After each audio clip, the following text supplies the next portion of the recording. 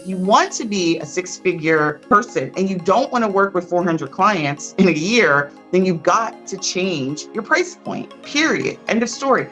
Nobody picked your price point. Nobody decided for you that you are going to be at 1,500 to 2,500. You made the decision.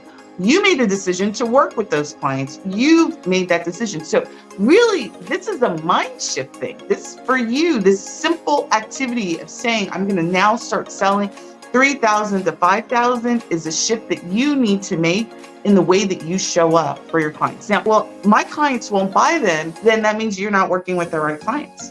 Because I literally listen to, one of the things that I do in the mornings is I listen to motivation. I have a motivational speaker, pastor that I listen to. And one of the things that he said this morning that like inspired this conversation, there is somebody right now looking for your specialty. There's somebody right now that wants what you provide right now.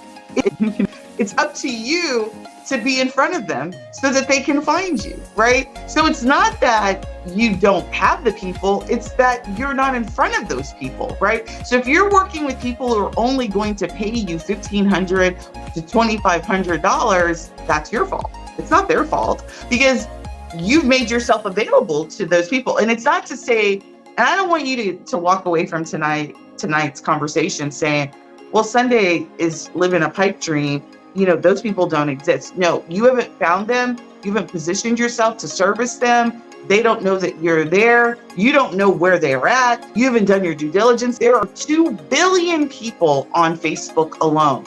Your ideal client, if they're not on Facebook, they're on TikTok, they're on LinkedIn, they're on some platform, and it's up to you to create a message that clicks with them. It's up to you to be in front of them. Reply yes to learn more.